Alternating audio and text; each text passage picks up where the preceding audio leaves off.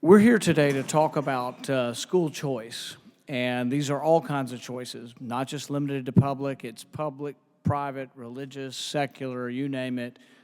I'm a big believer that choice is good for kids, that innovation is good for kids, and that we need to be open-minded because there's a lot of things going on in education around our country that have been going on for decade after decade, and it's been to the detriment of a lot of our kids.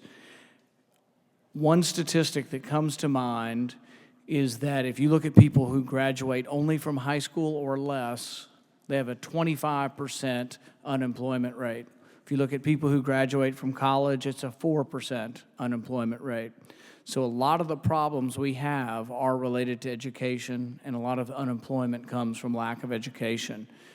I think the traditional public schools, and I came from public schools, my kids go to public schools, so I'm not an enemy of public schools, but there are some failings in some of our public schools, and there's no reason why we shouldn't be for innovation and more choice. In our country, capitalism is competition, is choice. We get better products, more of them at a cheaper price because we compete for them. I think that we should bring some of that excellence from the marketplace into education. The whole point of a charter school is you give teachers freedom from federal rules. That's people like McConnell and Rand and me. I mean, what do we know about what's going on in your classroom? And it gives you what was mentioned earlier, that magic word that good educators always want, which is autonomy. Autonomy to take a group of students and say, let's look at these students and see what they need. And if they need big classes, small classes, better teachers, extra language, whatever they need, we'll design our resources to fit them. That's all a charter school really does. That's freedom for teachers. And then for parents, particularly for low-income parents, it gives them more of the choices that they usually don't have. So the charter school notion is one that's had bipartisan support. Senator Paul's putting a real spotlight on it. I want to help him do that, and today helps do that as well. But we've got a critical problem in our state. 41 schools have gotten failing grades, 18 of them in Louisville and Jefferson County, my home county. It's a genuine crisis. I've always been kind of perplexed about the opposition that seems to be so widespread among the educational establishment to these kind of choices. In particular, the vehement opposition that labor unions seem to have to it. And so I just wanted to congratulate you and others here for the great work you're doing. And also, if you have an opportunity, you might give me some insight into why there seems to be so much opposition to this, since there seems to be a lot of data that what you folks are doing is working. I am Sheila Jackson, school choice activist and proud parent of Shawnee Jackson. Our plight started with school choice when Shawnee was a fourth grade student in a DC public school where that particular school was not thriving at all. I decided that I needed to find a better school for her, a school where she could get a quality education, a school where she felt safe, a school that was more family orientated and Christian based, because we are a Christian family. Therefore, I started searching for a school for Shawnee. She was accepted and started in the Opportunity Scholarship in 5th grade and went through to graduating from high school this June as valedictorian of her class and also receiving the highest honor of the school, the Principal's Honor Award. So I'm proud to say that my plight with the Opportunity Scholarship Program has been positive, and I'd like to see this program continued because it does serve a great purpose for families as myself who not have been able to afford to send her to this school had it not been for the Opportunity Scholarship Program.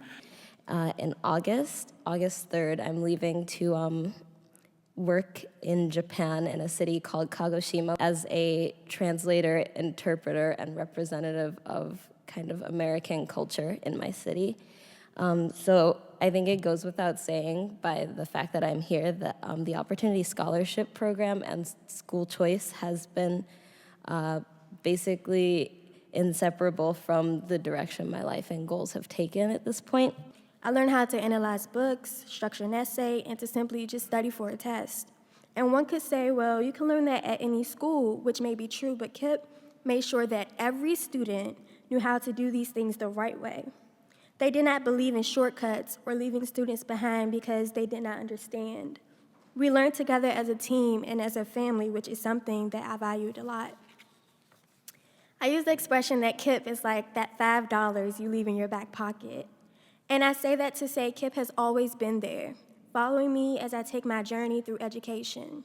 Honestly, I can say that the Opportunity Scholarship has been the best thing that could have happened in my life so far. And I love those who have contributed to my education and everyone who's influenced my success.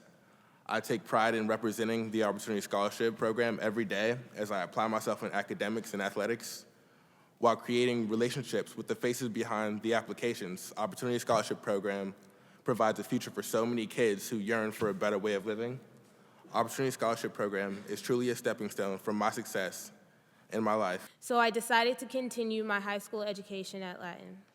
I knew the opportunities I have at Latin I wouldn't be able to find anywhere else. I can honestly say that deciding to attend and stay at Latin is one of the best decisions I have made. I now have a support system that I can depend on and that will follow me throughout life. I feel extremely confident about college as I enter my senior year, and my preparation from the college search to the college atmosphere and classes has definitely been great throughout the years. I don't think the same type of preparation would have been given to me if I were attending a public school. And finally, the thing that I love about my school is the support from teachers, counselors, and staff who care about the students they teach and work with those students to help them succeed. As a rising senior, my goal for this school year is to graduate with excellent grades, 14 varsity letters, and acceptance to a top university to study chemical engineering. And I believe that the opportunities I've been afforded at Oakcrest are an important reason why this dream could become a reality. I'm passionate about science, and I have a strong interest in chemistry. I want to make a career out of this passion. At Oakcrest, I'm able to explore this and other subjects at a higher level through advanced placement courses. And while AP courses are available at most high schools, I can't think of another school that would devote its resources to a class of only 3 students. At other schools, that class simply would have been canceled. My teacher was able to give me the individualized attention I needed to flourish to the best of my abilities, and I was able to earn a top score on what is considered the hardest AP exam. The other thing I would say from listening both today and yesterday and to some of the other forums we've had, parental involvement, makes a huge difference. And even in traditional public schools, I'm told often, somebody will say, oh, the best teacher in our school, you know what she does? On Friday, she calls every parent, getting the parents involved. And yesterday, when we were in the Nashville KIPP school, they said the parents actually come in and sign a contract in person. And they said it's a lot different than sort of, your kids get all this stuff sent home, you sign. It's different. You do a face-to-face interview and you sign a contract saying you're going to be responsible for your child and for them doing their homework. So I think that is key somehow. And the question is, if you want to look at this objectively, have you just selected out for the best parents and the best kids because their parents cared enough to get them into these programs, and that's why you're doing better? Some could argue that. That may be some truth to that. That just doesn't mean we shouldn't still expand these schools to make them even bigger and better, because it sounds like more people want to get at them. But then the last thing is sort of more of a political thing, and that's the autonomy of the school, that the school has to be able to decide who they hire, who they fire. And my kids go to a public school, and there are tremendous teachers there. We have to figure out, how do we pay the really good ones more?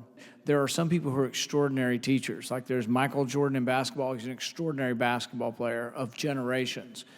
But there's probably extraordinary teachers. If there's a way that we could get our next generation of teachers learning from the extraordinary teachers and actually in their classroom online, learning online from those teachers who are actually physically in those classes, and then maybe some of the college money that goes to education actually goes to that teacher.